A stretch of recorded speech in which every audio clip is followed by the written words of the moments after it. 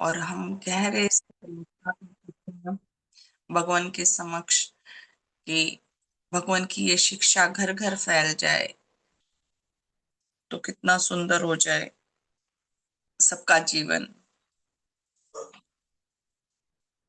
सबसे पहले प्रार्थना करें। प्रार्थना करने से हमारा हृदय भी सरल सरस बनता है और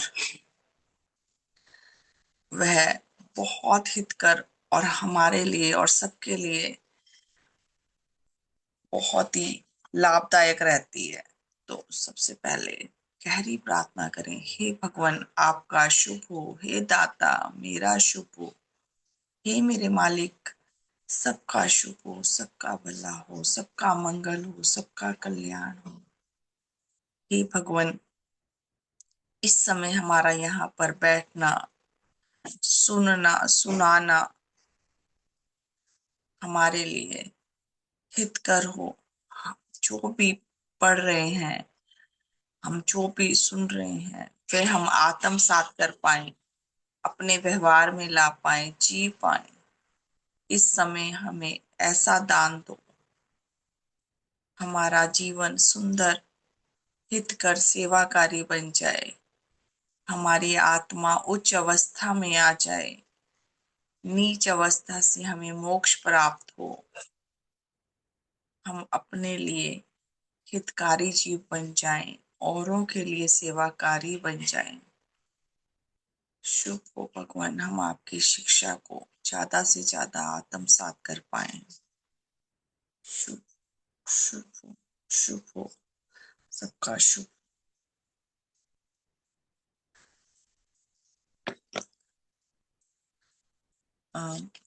नई सोच नया सवेरा भाग 4 से मैं पाठ विचार कर रही हूँ। आज का जो नेक्स्ट टॉपिक है, दो बड़ी रुकावटें। कौन सी रुकावटें हैं हमारे जीवन में, या श्रीमान जी ने कौन सी रुकावटों का यहाँ पर वर्णन किया है, वह जानेंगे हम। और उस पर बैठ के सबसे बड़ी जो हम आजकल रात में भी सुन रहे हैं, विकास क्रम की ओर चल रहा है, जो उच्च जीवन की ओर हम बढ़ रहे हैं, विकास क्रम की ओर बढ़ रहे हैं। तो उसमें भी जब भी हम कुछ भी सुन रहे हैं तो उसमें गहरे से चिंतन करें और अपने जीवन को उसमें टटोलते हुए कि हम उस पर कितने खरे हैं या नहीं, ये ध्यान रखते हुए हम आगे बढ़ेंगे। तो इसी में दो बड़ी रुकावटें, तो इसमें जानेंगे क्या। कई बार सहजता से कही गई कोई साधारण सी बात भी बड़ा गहरा व अर्थपूर्ण संदेश लिए हुए होती है। इस बात का मुझे कुछ दिन पूर्व साक्षात अनुभव हुआ। और हर एक बात में देखें, यहाँ पे भी लिखा है ना, कई बार बिल्कुल साधारण सी बात जो हम बोलते हैं बहुत गहरा अर्थ लिए हुए होती है। और कई बार हम खुद भी देखें कि अगर हम हर चीज को, छोटी छोटी चीजों को ध्यान से सुनते हैं, चिंतन मनन करते हैं, तो वाकई कुछ ना कुछ शिक्षा ही देकर जाती है। वह अच्छी हो या बुरी बात हो, लेकिन कुछ ना कुछ हमें सिखाकर ही जाती है। हुआ यूं कि मैं अपने एक रिश्तेदार के यहाँ ठहरा हुआ था। वह अपने व्यापार में व्यवस्था के कारण दैनिक रूटीन में प्राय रात 9 बजे तक ही घर आ पाते हैं। जिनका बिजनेस शॉप वगैरह होती है तो वही लेट तक ही रहता है उनका, तो 9 बजे घर आए। उस दिन भी जब वह घर लौटे तो साधारण बातचीत का दौर प्रारंभ हुआ और उसी दौरान आप कहने लगे कि आजकल प्रातः जल्दी उठकर सैर जाने का प्रोग्राम चल रहा है। कल सुबह आप भी चलोगे? जिस पर मैंने हामी भर दी। इसका जो है कि देखिए, 9 बजे वो घर आए, उसके बाद उन्होंने खाना खाया होगा और थोड़ी बातचीत भी की, तो आप अंदाजा लगा सकते हैं कि सोते सोते हमें तो 9 ही दिखाई दे रहे हैं ना। 9 बजे के बाद वो घर पहुंचे हैं, खाना भी खाया होगा, बैठे भी फ्रेश हुए, तो कॉमन सी बात है कि 10:30-11 तो बज ही गए होंगे। तो रात देर कितनी हो गई, फिर भी उन्होंने बोला कि मैं सुबह घूमने जाता हूँ जल्दी। तो फिर उसके पश्चात खाना आदि खाते हुए बातचीत करते हुए काफी देर हो गई। देखिए यहाँ पे यही चीज लिखी भी हुई है, किंतु देरी से सोकर भी अगले दिन सुबह जल्दी उठकर हम दोनों सैर के लिए चल दिए। और ना कई बार देखें कि मैंने ये ना टॉपिक कोई ऐसा नहीं है, मैं सीक्वेंस से पढ़ रही हूँ। अगर आप जानेंगे तो इससे पहला वाला टॉपिक जो मैंने पढ़ा था ना, सभी को याद हो शायद, कि मैंने लास्ट टाइम पढ़ा था कि कौन सा मौसम सबसे अच्छा है। तो आज ऐसे सीक्वेंस से नंबर चल रहे हैं, तो इसी का ही आया। और अभी इसमें जो बिल्कुल बात निकल के आ रही है ना, वो ऐसे जैसे फिट हो रही है हमारे ऊपर भी, कि कल रात हमारा भी जाना हुआ शादी में। तो रात बहुत 12 बज गए, वहां से हम आए, बाहर थी। और वही हो रहा था कि मेरे को पता था हमें जाना है पहले से ही, तो मेरा मन हो रहा था कि मैं अपना जो साधन है चेंज कर लूं किसी से भी, कि मंडे वाला कर लूं या फिर मैं वेडनेसडे वाला कर लूं। लेकिन यहाँ पर एक बात ने फिर वही कि भगवान की जो शिक्षा अगर हम सुन रहे हैं, तो अगर उसमें चिंतन मनन करें, तो ध्यान में आया कि क्या नाम है, वही है कि भाई हम लोग आलस में रहते हैं कि भाई नींद है। बाकी लोग भी तो काम में गए हैं, हस्बैंड थे, बेटा था, कि वो भी तो उठेंगे ही, कि मेरे को क्या ही दिक्कत हो रही है। दोबारा मैं तो सो सकती हूँ, घर में हूँ, मुझे किचन का ही काम करना है, मैं सो सकती हूँ।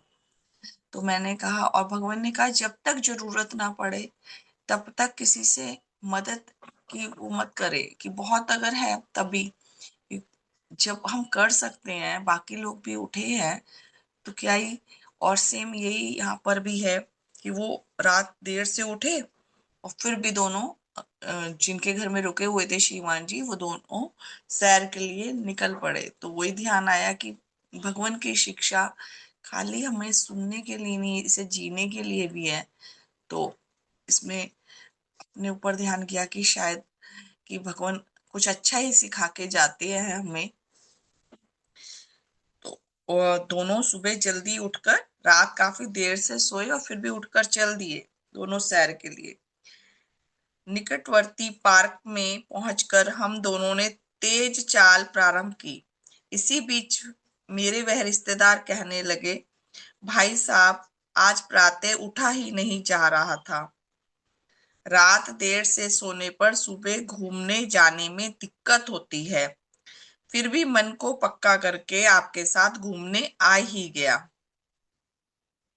इस पर तुरंत मैंने कहा, ऐसा था तो आज सैर रहने देते, जब आप इतने थके थे तो मेरा घूमना भी इतना जरूरी नहीं था। तो नेचुरल बात है कि जब हम लेट सोते हैं तो सुबह उठने में दिक्कत होती ही होती है। तो वहाँ यहाँ पर भी वही जिक्र हो रहा है कि नहीं उठने का मन था। तो श्रीमान जी ने भी बोला, लेखक जिन्होंने लिखा है श्रीमान जी ने, कि भाई रहने देते आप भी, कि कोई ऐसा जरूरी तो था नहीं ना कि कोई घूमना। और हम ज्यादातर, हम खुद का देखे कि यही करते हैं, आलसी, कि थोड़ा ही देर हो कि नहीं सुबह नहीं उठा जाता। और मैं खुद भी यही सोच रही थी कि भाई मेरे को जाना है तो मैं सुबह कैसे ही उठूंगी, और वो टॉपिक भी देखें वही निकल के आ रहा है। तो ये पता नहीं क्या ही देखें, सहकारी शक्तियों की सीक्वेंस रहती है कि मदद रहती है कि आज मेरे सामने वही टॉपिक आ रहा है कि रात देर से सोए और सुबह उठने का मन नहीं है, क्योंकि घूमने जाना कोई ऐसी बड़ी चीज नहीं हम मानते। हर चीज को हम लोग यही सोचते हैं कि कोई नहीं, ये चीज छूट सकती है। आपने मेरी इस बात पर जो उत्तर दिया कि शिवानी ने बोला ना कि भाई कोई बात नहीं, इतना जरूरी भी नहीं था ना घूमना। तो फिर जिनके घर रुके हुए थे उन्होंने उत्तर दिया, तो वह मेरे मानस पटल पर मानो सदा के लिए अंकित हो गया। आपने कहा, भाई साहब सुबह जाग उठने पर एक बार तो मन विचलित सा हो गया था। ऐसा जी कर रहा था कि अभी और सोता रह जाऊं, किंतु बस उस एक पंक्ति को स्मरण हो आया जो कल शाम ही कहीं पड़ी थी। उस पंक्ति में लिखा था, जीवन में जो जन तरक्की करना चाहते हैं वे दो रुकावटों पर अवश्य काबू पाएं। अभी जैसे यही टॉपिक भी था ना, बड़ी रुकावटें। अब रुकावटें बता कौन रहे हैं? जो व्यापारी जिनके घर रुके थे, उन्होंने कहीं पढ़ा था तो ध्यान में आया कि मैंने उस पे काम किया। वो ये हम पढ़ते हैं, सुनते हैं, तो उस पे हम काम करते हैं, तभी जीवन आगे बढ़ता है। तो वो क्या रुकावटें थी? एक निंद्रा व दूसरी निंदा। बस यही पंक्ति आज प्रेरणा करके उठाकर ले आई। ये दो शब्द कहकर वह तो तेज कदमों से आगे आगे बढ़ने लगे और मैं उनके साथ साथ चलता तो रहा, किंतु किसी अलग ही दुनिया में मानो खो सा गया। इन दो शब्दों के पीछे छिपी हुई गहराई स्पष्ट दिखाई देने लगी और एक हितकर चिंतन प्रारंभ हो गया। और जो मतलब होते हैं ना चिंतनशील व्यक्ति या कुछ भी सीखने वाले, वो कहीं से भी, अब नॉर्मली बात, उन्होंने तो कहीं पढ़ा। पहले देखें कि वो कितने, जो भी रहे होंगे पर्सन, कितने समझदार कि उन्होंने कहीं पढ़ा और उसे जीवन में अपना लिया। और फिर उसके बाद में श्रीमान जी को बताया तो उन्होंने सुना और सुन के छोड़ नहीं दिया, उन्होंने भी उस पर चिंतन किया। तो यही से जीवन हमारे ऊपर भी उठते हैं कि अगर हमें कहीं से भी कुछ भी अच्छी चीजें मिल रही हैं और हम उन्हें ग्रहण कर रहे हैं और उनपे विचार और चिंतन कर रहे हैं। अभी भगवान का मैं कुछ दिन ही पहले पढ़ रही थी, वो दोपहर वाला जो चल रहा है मुझमें देव जीवन का विकास में, कि भाई हमें ना बहुत कम किसी की वो करनी चाहिए कि अपने पे ही। तो मैंने कहा उस पे मैं काम करूंगी आज, मैंने इसीलिए नहीं दिया, नहीं तो मेरा मन था देने का।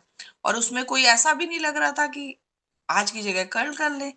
लेकिन ये भी मेरे को आज अपने ऊपर भी अच्छा लग रहा है कि भाई मैंने कोशिश करी कि नहीं, कि वाकई उठते हुए एक बार को लग ही रहा था कि वही महसूस तो होता ही है आलस, कि हम रोज के रूटीन में सो रहे हैं और लेट हो गए। अब 12 बजे पहुंचने के बाद थोड़ी बहुत देर कपड़े चेंज करने में आधा एक घंटा तो ऐसे ही बीत ही जाता है। तो लेकिन वही भगवान हमें क्या ही सिखा के जाते हैं, और हम उसे सीख लें तो वाकई जीवन सुंदर बन जाता है। तो यहाँ पे हमने क्या पढ़ी? दो रुकावटें, निंदा और निद्रा, कि ये हमारे जीवन की बहुत बड़ी रुकावटें हैं। और श्रीमान जी तो वाकई एक दार्शनिक है, जो डॉक्टर नवनीत अरोड़ा जी जैसे उन्होंने इस पर चिंतन किया। क्या चिंतन? कि निसंदेह चाहे कोई विद्यार्थी हो, व्यवसायी हो, खिलाड़ी हो या स्वास्थ्य लाभ करने का आकांक्षी जन हो, यदि वह सोता रह जाए तो विद्या, तरक्की व सेहत से कोसों दूर रह जाएगा। अगर हम स्वास्थ्य लाभ करना है, घूमने जाना है, तो सुबह ही उठना पड़ेगा। अगर हमारा कोई बिजनेस है, जॉब है, तो उसके लिए हमें उठना ही पड़ेगा। जॉब में तो हमें पता है फिक्स टाइम है, बिजनेस में हमें ये लगेगा अपनी तो दुकान है, थोड़ा लेट भी जा सकते हैं। लेकिन अगर हमें मालूम है कि कस्टमर किस समय ही आना शुरू हो जाते हैं, तो हम सुबह ही उठ के जाएं। और कोई भी बिजनेस है, अगर हम समय से जाके उसको शुरू नहीं करेंगे, और हर एक फील्ड में ये बात है कि विद्यार्थी के लिए भी है कि वो निद्रा नहीं त्यागेगा तो पढ़ाई कैसे करेगा। जिसका अपनी निद्रा पर नियंत्रण नहीं, ऐसा आलसी जन कोई भी काम समय पर पूरा नहीं कर सकता। जीवन के किसी भी क्षेत्र में विकास करने पर आलस्य बहुत बड़ी रुकावट है, और इसीलिए इस पर विजय पाना अत्यंत आवश्यक है। तो अब यहाँ पे जो हमने पढ़ा उस पे अपना अपना चिंतन कर ले कि हमारे को आलस्य अनुराग ने कितना घेर रखा है, कि अपनी बेड़ियों में कितना जकड़ रखा है, कि हम आलस करते हैं क्या, कि हमें उठने में, कहीं बाहर निकलने में, जाने में अगर आलस आता है और हम उस पर फिर विचार भी नहीं कर रहे। कई बार क्या है, आलस आया और हम उसको चलो छोड़ा, कोई बात नहीं, कि कर लेंगे, कल कर लेंगे, फिर हमने विचार अगर करते हैं, अगर हमें महसूस होता है कि नहीं ये चीज अच्छी नहीं है, ये हमारा बहुत बड़ा दोष है, तो तब हम उस पे निकल भी जाते हैं। तो अपना अपना ये चिंतन करें कि और इस आलस्य पर विजय पाना अत्यंत आवश्यक है, कि आज का काम आज ही करना। कबीर जी का तो है ना, काल करे सो आज कर, कि भाई हमें आलस नहीं करना। और उसमें मैं अपने लिए भी प्रार्थना करती हूँ गहरी, की भाई मैं भी निकल पाऊं और आप सब भी, क्योंकि अभी कोई भी हम 100% में नहीं पहुंच पाते हैं। तो शुभ हो हम सबका कि हम यहाँ पढ़ रहे हैं तो उसमें से निकल भी पाए। अतः शारीरिक, मानसिक, आर्थिक एवं आध्यात्मिक किसी क्षेत्र में सफलता हेतु निद्रा पर नियंत्रण का होना प्रथम आवश्यकता है एवं एक बड़ी उपलब्धि है।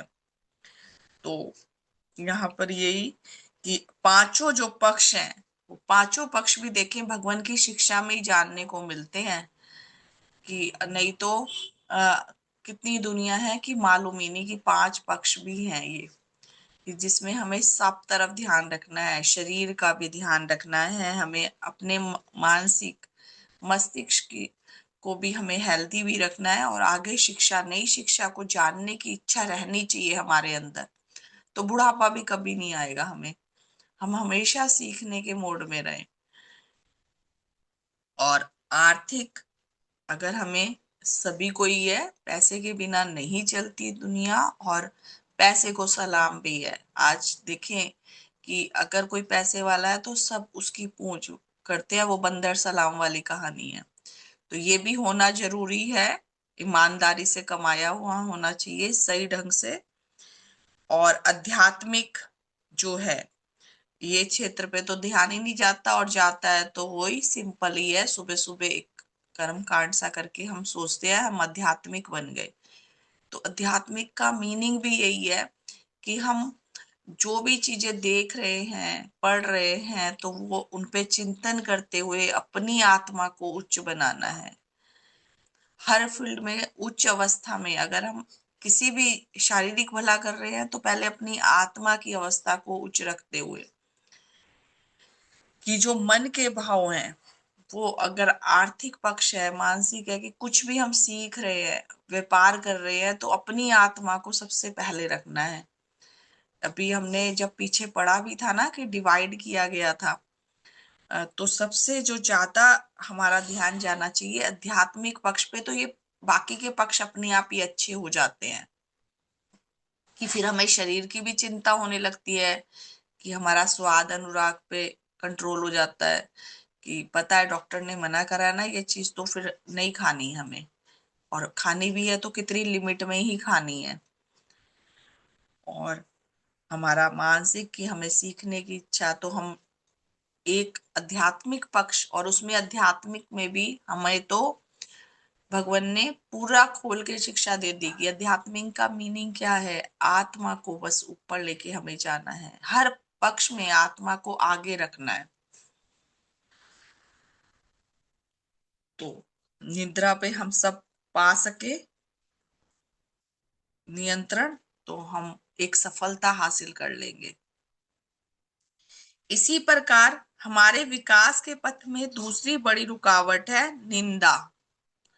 और वाक्य में निंदा करने में जो रस आता है ना, जितना हम बड़ी बड़ी बातें कर रहे हैं ना, उतना देखें कहीं ना कहीं हम उस पे से कितना निकल पाते हैं, कि हम पढ़ रहे हैं, मैं पढ़ रही हूँ, आप लोग सुन रहे हैं, तो भगवान की उसमें बैठे हैं इस समय सानिध्य में भगवान के समक्ष।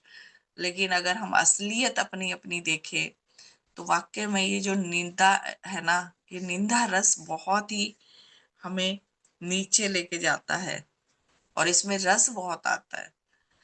तो वैसे तो काफी हम निकल चुके हैं, ये नहीं है कि हम मैं औरों के मुकाबले देखते हैं, लेकिन क्या है कि हम भले के लिए किसी की कोई बात भी कर रहे हैं तो हमारे अंदर इच्छा यही रहती है कि उसका भला हो जाए। पर उसमें भी मेरे को अब लगता है कि अगर हम बात करके हो रहा है भला तभी ही बात करें, क्योंकि यहाँ पे इतना तो निकल गया है हम कि भाई किसी की बेकार के में निंदा नहीं करते, कि कुछ अच्छे के लिए करते हैं कि वो भी अच्छे बन जाए, हितकर बन जाए। पर उसमें भी अगर हम सामने वाले के सामने बात कर रहे हैं और वो उसको निकाल पाने में मदद कर रहा है, उसकी कमी को दूर करने में मदद कर रहा है, तब भी फायदा है। हम उस तीसरे की जो बात कर रहे हैं, नहीं तो फिर हम जो है अच्छे पक्ष पे ही बात करें। तो निंदा में रस तो बेशक आता है, किंतु है यह जहर के समान।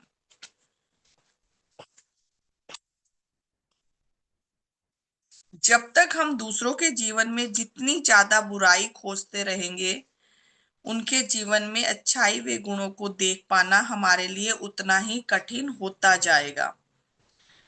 कि जितनी हमें बुराइयां दिखेंगी तो फिर अच्छाई हम ढूंढ ही नहीं पाएंगे। स्मरणीय सत्य यह है कि दूसरों के जीवन की सुंदरता, गुणों व अच्छाई के देखे बिना हमारा आध्यात्मिक विकास संभव ही नहीं है। अभी यहाँ जो 5 पक्ष आए थे ना, उसमें सबसे मेन आध्यात्मिक। तो आध्यात्मिक पक्ष में अगर हमें विकास करना है तो हमारे अंदर दूसरों के गुणों की सुंदरता देखनी, और तभी हम आगे बढ़ सकते हैं। हमारी आत्मा भी तभी उच्च बन सकती है। पर हमें दिखाई क्या देता है? अब यहाँ पे भी विश्लेषण करने का है, तो मेरा अपने अपने तरफ ही है, मेरा तो अपनी तरफ ही ध्यान जा रहा है कि हम सब अभी बैठ के 1 मिनट के लिए चिंतन करें कि हम कौन सा पक्ष दिखाई देता है हमें सबसे पहले, कि हमें खराब पक्ष ही दिखाई देता है। इसमें ही मैं एक एग्जाम्पल बताती हूँ अपने, कि अभी क्या था, जैसे हम कल हमें जाना था शादी पे, तो जो शादी थी दूर थी, जैसे हम रुड़की रहते हैं तो मेरठ में 1.5-2 घंटे का रास्ता है, हमें वहां जाना था। तो वहां पर हम मेरा पहले मम्मी का घर भी हमारा वहीं था, अब नहीं रहते। भाई उधर रहने लगा, पंजाब में आनंदपुर में, तो पापा वगैरह भी वहीं चले गए, मम्मी नहीं रही, और वहीं उन्होंने मकान भी ले लिया। तो अब वहां पर हमारे रिलेशन में रहते थे, तो मैंने कहा अब जा ही रहे हैं तो वहां पे उनसे भी मिलना होगा। और उनके घर में ना कुछ ट्रेजेडी भी हो गई, आग लग गई थी उनके घर में। ऊपर का कमरा था तो वो भी मुझे पता चला, तो मेरी फोन पे बात हुई उनसे। मामा जी लगते हैं रिश्ते में, और बहुत उन्होंने, मतलब बहुत ही, जब मैं शादी का समय था उन्होंने बहुत साथ दिया। भाई छोटा था तो वो मम्मी के साथ पूरे खड़े रहे। और दूर में मम्मी के बुआ जी के लड़के हैं, तो मैंने उनसे फोन पे बात करी, तो वो बहुत उदास और ऐसे दिखाई दिए। आग में ऐसा नहीं, एक कमरे में लगी, कोई भी नुकसान, मतलब किसी जो जन था किसी और मतलब चोट या कुछ ऐसा नहीं हुआ, आग में सिर्फ सामान का नुकसान हुआ। तो बहुत वो कहने लगे कि भाई मामी की भी तबीयत बहुत खराब हो रही है, किडनी खराब है, कि मैं बहुत खराब हालत में हूँ। रात को बात करी, कि उस समय उन्होंने बात भी नहीं करी। तो मैंने कहा कोई बात नहीं, मैं आपको ना दिन में बात करूंगी। तो मैंने फिर 2 दिन बाद बात करी, तो वो बहुत उस समय भी फिर से ही बहुत उदास से दिखाई दिए। और मम्मी से वो आके, हम वहीं रहते थे तो वो मम्मी से मिलते रहते थे, हफ्ते में 2 बार जरूर ही आते थे हमारे घर में। तो अपने दिल की सारी बातें करते रहते थे। तो मैंने कहा मामा जी आपको मालूम है मेरी तबीयत खराब हुई? कहने लगे नहीं। तो मैंने बताया तो कहने लगे हाँ, कि और उसके बाद उनके तब भी शिकायत थी, कहने लगे कि भाई हमारे बात करे हुए 1.5 साल हो गया है, कि भाई, तो कहने लगे मम्मी गई हैं तो मैं किसी से कोई बात ही नहीं हो पाती, ना मुझे कोई पूछता ही नहीं है। तब मैंने कहा आपको भी मालूम है मामा जी मेरी भी तबीयत खराब हुई थी? तो वो कहने लगे अरे मेरे को नहीं पता चला। तो फिर वही उनकी अपना था कि मैं बहुत प्रॉब्लम में हूँ और अकेला पड़ गया हूँ। उन्होंने जब ये वर्ड बोले ना, अकेला पड़ गया हूँ। पूरा परिवार है, 2 बच्चे हैं, वाइफ भी है।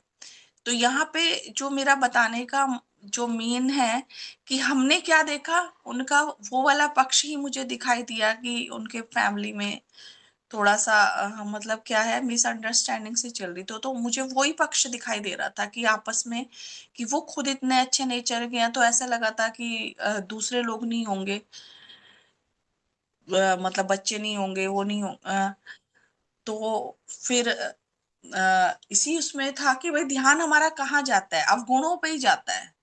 कि फिर कई बार मेरा उन पे भी ध्यान आया कि ताली तो एक हाथ से नहीं बजती, तो एकदम कहाँ हमारा। अब आप देखें, अब अपना विश्लेषण करें कि हम किसी के बारे में भी हमें कुछ ऐसा पता चलता है कि उनके साथ में कुछ, तो हमारा ध्यान यही जाएगा कि हाँ उनमें तो यही कमी है।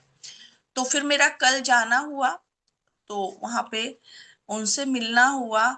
और जब मैंने देखा उनसे बात करके कि वाकई में ही कि हम कितने गलत होते हैं, कि हम जो है ना, हम कौन सा पक्ष देखते हैं, हम ना वही अवगुणों का ही हमारे सामने ही आ जाता है, कि उनके गुण नहीं दिखाई देते।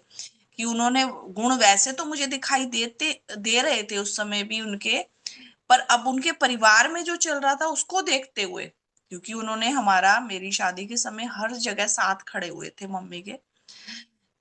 तो लेकिन उनके परिवार में इस समय ऐसा चल रहा था कि आपस में मेल नहीं। अभी पूछा मैंने उनसे कि कैसी तबीयत है, तो उनकी किडनी की डायलिसिस चल रही है मामी की। तो कहने लगे मुझे कुछ नहीं पता है, बच्चे मुझे कुछ नहीं बताते हैं। और हमारे सामने ही उनके बेटे का फोन आता है, तो वो पैसे मांग रहा था। तो कह रहे थे बस मैं पैसे ही भेजता हूँ, पैसे ही मांगते रहते हैं। तो मैंने कहा कि बच्चे तो आजकल के बहुत ही वो हो गए हैं कि भाई जो है सुनते ही नहीं है आजकल की। तो हमें यहाँ पे एक भगवान की शिक्षा का भी आ रहा था कि हमने बच्चों को सिर्फ क्या करा, सिर्फ हम शिक्षा ही देते मतलब यही है कि पैसा ही देते रहे, पढ़ाते ही रहे, अच्छी खासी सरकारी जॉब पे है वो बच्चा। तो वहां पे उनके मुंह से एक बार भी कोई बुराई नहीं निकली अपने बच्चों के लिए। बस ये तो कह रहे थे कि हाँ मैं अकेला हो गया, मुझसे कोई बात नहीं करते, वो तीनों अलग है, मेरे से बात नहीं करते। और बात किसके पक्ष में करते हैं, पैसे के पक्ष में बस। तो अब यहाँ पे दिखाई दिया कि कमी दोनों तरफ से है, लेकिन हम क्या देख रहे हैं, हम अवगुण ही देख रहे हैं। तो उन्होंने इतने उसके बाद अपना रूटीन जो बताया कि मैं सुबह उठता हूँ, मैं अपने स्वास्थ्य का ध्यान रखता हूँ, सुबह उठता हूँ, सैर करता हूँ, उसके बाद में मैं दूध लेने जाता हूँ, फिर थोड़ी बहुत एक्सरसाइज बता रहे थे, और फिर उसके बाद में मैं सब्जी भी काट देता हूँ, बना भी लेता हूँ, सब्जी बना बना भी देते हैं। और शॉप भी है उनकी। और फिर कचहरी में भी कोर्ट में बैठते हैं वो, एडवोकेट है। कि फिर मैं वहां 9-10 बजे चला जाता हूँ, फिर शाम को। तो मतलब उनका जो मुझे सकारात्मक और पॉजिटिव दिखाई दिया इतनी उसमें, अब कमी कहाँ थी ये नहीं मालूम। यहाँ पे बस एक मन के अंदर यही आ रहा था कि भगवान की शिक्षा होती तो उनके परिवार में मेल होता। और बहुत गहरी प्रार्थना है मेरी उनके लिए, जब से भी मैं सुना तो कर रही हूँ। लेकिन यहाँ जो मेरा बताने का है कि मेरे को अवगुण दिखाई दिए, तो अपने अंदर वो चीजें आई कि हम उनका अच्छा पक्ष जब उन्होंने बताया तो वो नहीं दिखाई दिया, कि उन्होंने कैसे मैनेज कर रखा है ऐसे हालात में भी वो अपने आप को बिजी रख रखा है और पॉजिटिव है। और यही हम भी कर पाए कि हम जो है दूसरों के गुणों को देखें, तो वाकई एक अलग ही हमारा जीवन बन जाएगा। और जब हम अवगुण देखते हैं ना, कमियां, तो वो हमारे अंदर भी वही जो हम देखेंगे वही हमारे अंदर आ जाता है। तो यहाँ पे मेरे को अपने अंदर भी लगा कि जो है अभी बहुत कमी है, हमें सिर्फ गुण ही देखने हैं। और वो दिखाई यहाँ पे भी भगवान को ही नमन जाता है कि वाकई में वो गुण भी दिखाई दिए उनके, कि कितने पॉजिटिव है, कि वो पूरा दिन उन्होंने अपना बिजी शेड्यूल, और बोलने लगे कि सकारात्मक सोच होनी चाहिए हमारी, उन्होंने बताया। तो यहाँ पे लगा, और वाकई में ही वो बहुत अच्छे दिल के हैं।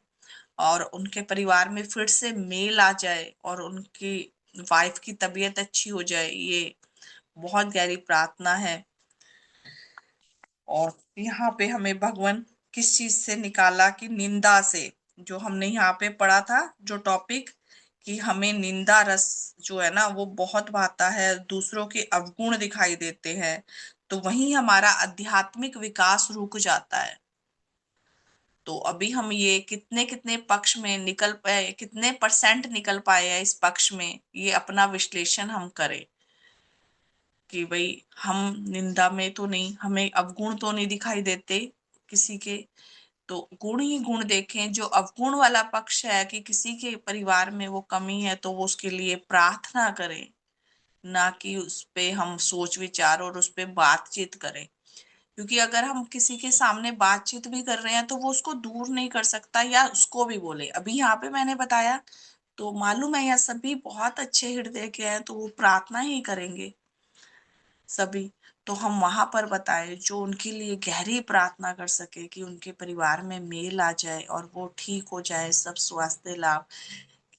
एक बहुत अच्छी आत्मा है, और हम निंदा रस से बच सके। और उस समय क्या है, देखिए ये जो आगे की लाइन भी है, कि जब हम किसी की ऐसी परिस्थिति देखते हैं कि उनके घर में, तो एक झूठा अहम हमारे हृदय में घर कर लेता है कि मैं सर्वश्रेष्ठ हूं एवं दूसरे गलत है। कि हम जो है ना सर्वश्रेष्ठ हैं, कि अब हम वहां देख रहे थे तो हमें लग रहा था कि हम उनसे कितने श्रेष्ठ हैं, और वह गलत है। कि यह भी एक हमारे अंदर अहम आ जाता है, क्योंकि हमें हमारे जो अच्छा अच्छा पक्ष उस समय दिखाई देता है, दूसरों के सामने हम अपने को श्रेष्ठ मानने लग जाते हैं।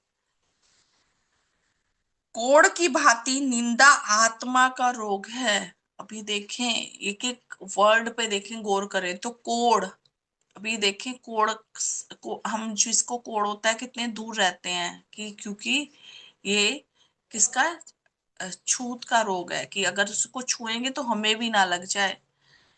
तो यहाँ पे क्या दिया गया है, निंदा को किसका नाम, कोढ़ का।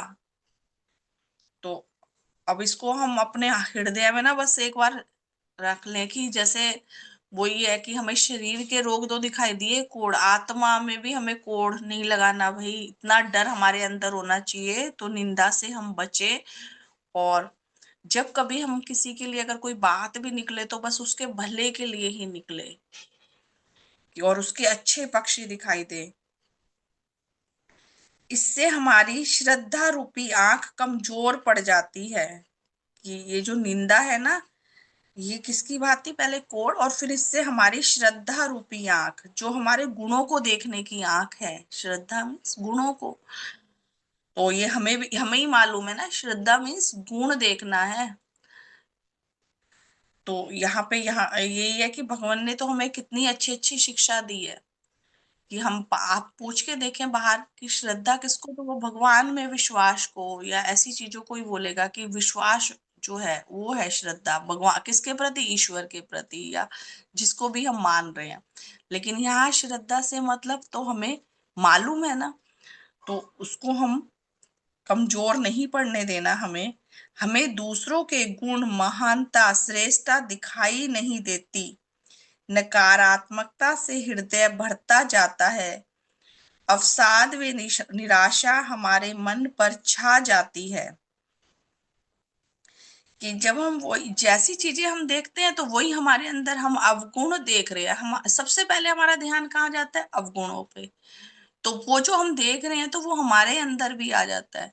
अब वहां पे मैंने उन्होंने देखा कि उन्होंने अपने बच्चों की बुराई नहीं करी, ये तो कह रहे थे ना फैमिली की, कि मैं अकेला क्यों, तभी वो इतने पॉजिटिव और सकारात्मक थे, कि उन्होंने अपना शेड्यूल बिजी बना रखा था, और अपने जीवन को वो इतनी सुंदरता से जी रहे थे, इतनी परेशानियों में भी। कोई और पर्सन होता ना, तो मेरा तो अपने पे कि वाकई में डिप्रेशन में ही चला जाता, या क्या, मतलब कुछ भी कर सकता था वो इतनी। अगर अभी मैंने बहुत कम बताई हैं कि उनके जो परेशानियां जीवन की अगर कोई सुने, तो उनके अंदर कितना सुंदर पक्ष था, कि वो उस इतनी ऐसी स्थिति में भी कितना उन्होंने अपने जीवन को मेंटेन कर रखा है, कि घूमने जा रहे हैं, और पूरा समय उन्होंने शेड्यूल बताया कि रात तक का, कि शाम को ही आते शॉप बना रखी है स्टेशनरी की कि वहां से आते हैं कोर्ट से तो कहते हैं मैं शॉप पे ही कपड़े भी चेंज कर लेता हूँ और यहीं पर ही बैठ जाता हूँ 9 बजे तक, कि इधर उधर की बातों में ध्यान ही नहीं है, तो अपना जीवन सुंदर जी रहे हैं। अवसाद व निराशा हमारे मन पे छा जाती है जब हम दूसरों के क्या देखते हैं, अवगुण। तो अतः अपने व्यक्तित्व के विकास के इच्छुक जन के लिए निंदा पर नियंत्रण कर पाना दूसरी बड़ी उपलब्धि है। तो सबसे पहली दो उपलब्धियां बताई हैं, दो जो रुकावटें हैं हमारी, एक निंद्रा और एक निंदा। एक नींद पे जिसने कंट्रोल कर लिया तो वो बहुत आगे बढ़ जाएगा, और एक निंदा। तो हम अपने अपने पक्षों में देखें कि हम इन दोनों चीजों से निकल पाए। और वैसे हम देखें ना एज के साथ साथ, तो कहेंगे कि नींद कम आने लगी है। ज्यादातर को देखें तो ये प्रॉब्लम है कि नींद ना आने की भी। लेकिन अब नींद नहीं आ रही, वो सारा दिन बोल रहा है, लेकिन वो उस समय क्या है कि फिर उठ के क्या ही काम कर रहे हैं। अगर नींद नहीं आ रही है तो उस समय को फिर यूज कर ले, कि अगर नींद खुल रही है रात को तो यही है साधन, अपना निज का साधन कर ले। रात को तो कुछ और नहीं कर सकते, कुछ लिखने का काम कर सकते हैं, पर दिन में फिर हम ना सोए। अगर हमें रात में नींद की, पर हम बोलते हैं ये बातें मैंने सुना ही है, लेकिन उस पे काम नहीं हम करते, फिर नहीं आ रही नींद, तो उस समय को सही यूज करें कि पूरा दिन किसी ना किसी काम में लगे रहे।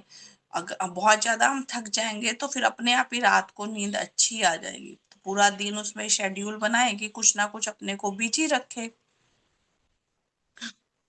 तो हम इस पे निंद्रा पे कंट्रोल कर लेंगे और उसमें हम आगे बढ़ पाएंगे कि ये हम कर पाए। सबसे है जो हमने यहाँ पढ़ा कि निंद्रा जो है हमारे जीवन में बहुत बड़ी रुकावट है, और भगवान ने तो लिखा भी है कि उनके जो दादाजी थे ना, जो रात को नींद आती थी ना, वो साधन करते थे, भगवान का नाम लेते थे रात को उठ के, तो आंखों में वो लगा लेते थे काली मिर्च का पानी की, उसको बोलते थे कि नींद में तुम्हें नहीं आना है मेरे पास में, तुम मेरे रुकावट हो आगे बढ़ने में। तो हम क्या कर पा रहे हैं? अब यहाँ हमारे लिए क्वेश्चन मार्क है कि हमने सुना है ना भगवान की शिक्षा को, तो हमने नींद पे करा है कंट्रोल।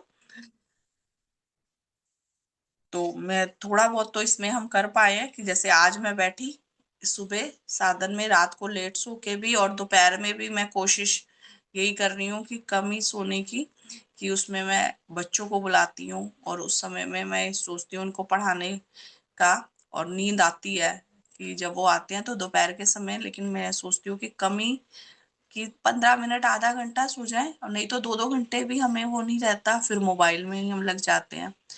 तो मैं काम इस पे और कर पाए, बस यही ना रुक जाए, तो हम और कर पाए।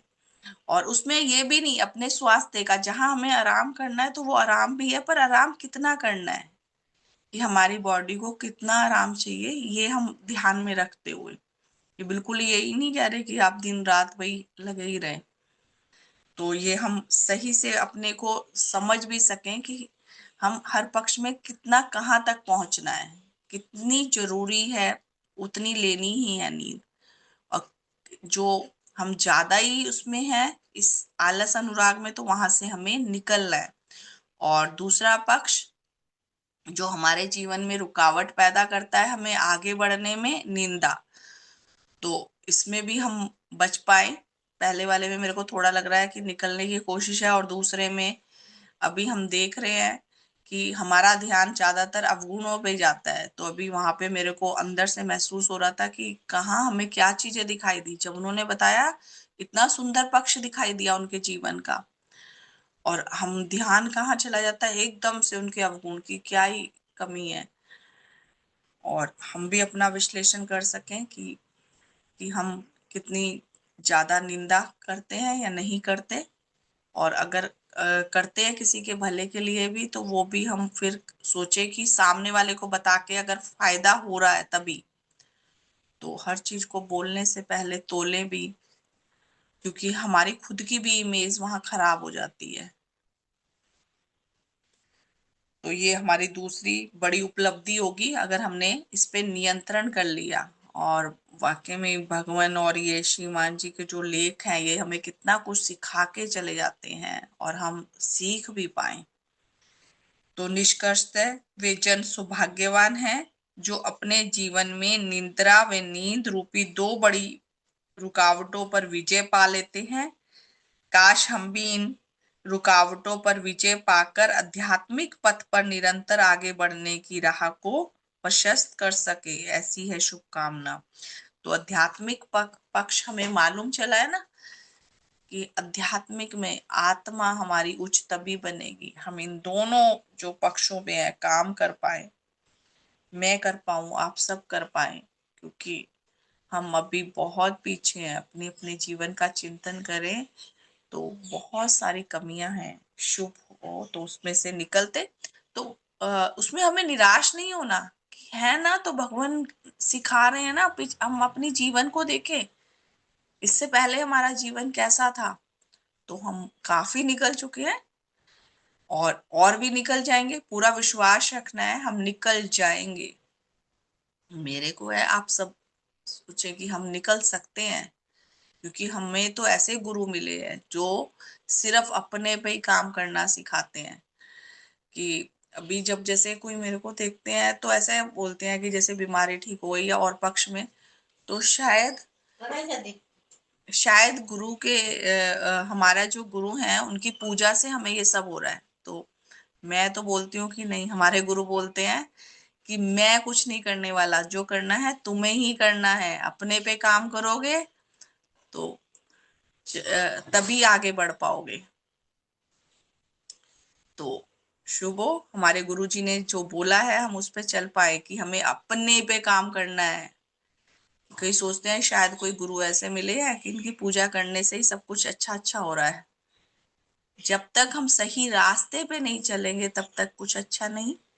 तो हमें गुरु की शिक्षा पे चलें। शुभ हो आप सभी का ही। कोई त्रुटि हो तो क्षमा कर दे।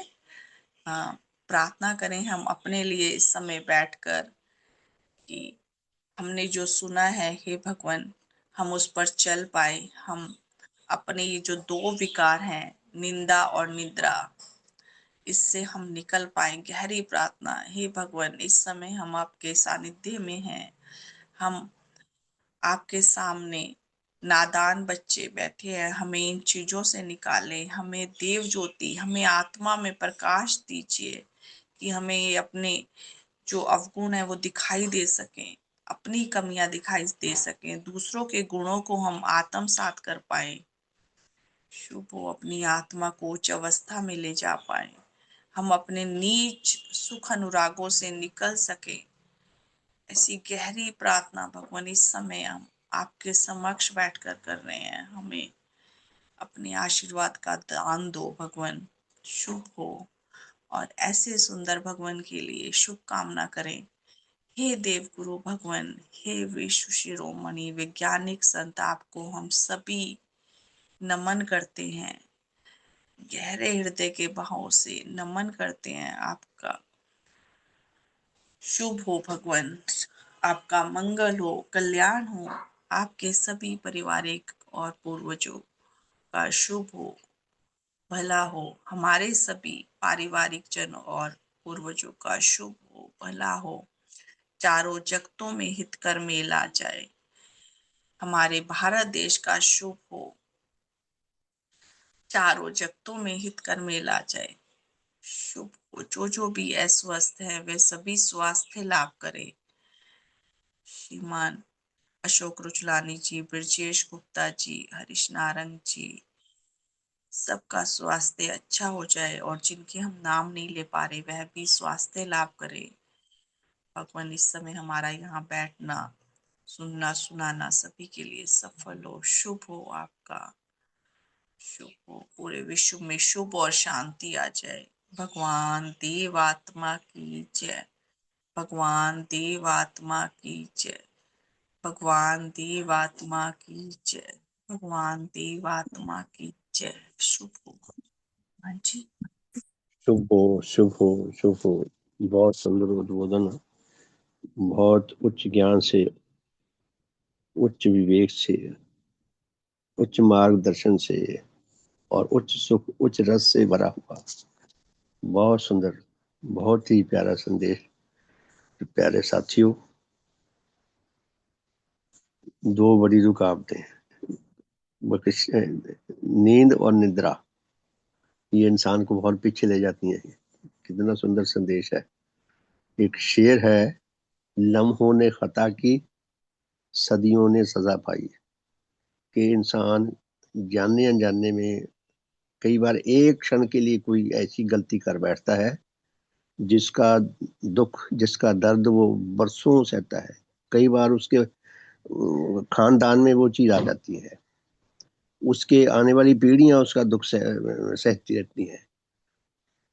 नेचर ने, जिसने हमें उन्नतशील बुद्धि शक्ति दी है, पूर्ण गठन प्राप्त स्थूल शरीर दिया है, कितने प्रकार के सात्विक भाव दिए हैं, कितने अच्छे वातावरण में, मनुष्य जगत में, सब लोगों में हम रहते हैं। तो हमारे लिए ये नितांत आवश्यक है कि अपने नीच भावों को कंट्रोल में रखें, नियंत्रण में रखें। अगर नष्ट नहीं कर सकते, कहते सांप बिच्छुओं को सुला कर रखें। सोए रहते हैं तब भी वो हानि नहीं करते, जागते हैं तब हानि नहीं करते हैं। और उच्च भावों में विकसित हो। हमें अकेले नहीं पढ़ना। हमारा कितना बड़ा सौभाग्य है कि हमें भगवान देवात्मा, एक स्थायी, अद्वितीय, उच्च सुख रस प्रदान करने वाले, उच्च जीवन रस प्रदान करने वाले, हमारे जीवन मार्ग में सच्चे अद्वितीय पथ प्रदर्शक, अपनी देव ज्योति और अपना देव बल देकर हमें उस मार्ग पर चलने के योग्य बनाने वाले, अपने अद्वितीय देव जीवन के दृष्टांत से हमें देव प्रेरणा देने वाले ऐसे भगवान मिले हैं। ऐसा उनका स्थायी आश्रय मिला है और उनके द्वारा प्रदान किया हुआ प्यारे धर्म साथियों का भव्य मंडल मिला है। रेणु जी जब सेहत की, स्वास्थ्य की, सैर की बात कर रही थी, तो मैं विजय जी को बता रहा था कि बाहर जाने से पहले तो हमारी सैर यही हो जाती है, बैठे बैठे ही। भगवान ने हमें ऐसा ऐसा आध्यात्मिक उद्यान प्रदान कर दिया जिसमें भांत भांत के सुंदर रंगों वाले, चटख रंगों वाले, ताजगी से भरे हुए, खुशबू से भरे हुए, प्रफुल्लता से भरे हुए, जीवन रस से भरे हुए और साफ सुथरी पवित्र अमृतमयी ऑक्सीजन देने वाले ऐसे उद्यान में हमारा विचरण होता है। हमारी आत्मिक सैर तो यही हो जाती है और बाहर की सैर भी हमें करनी चाहिए। शरीर एक जगह टिका रहे ना तो काठ बन जाता है। रुकावट का मैं तो इसका, सॉरी, कोरोना का भी मैं तो धन्यवाद करता हूँ। जब से कोरोना आया था उसके बाद बाहर जाना बंद हो गया था।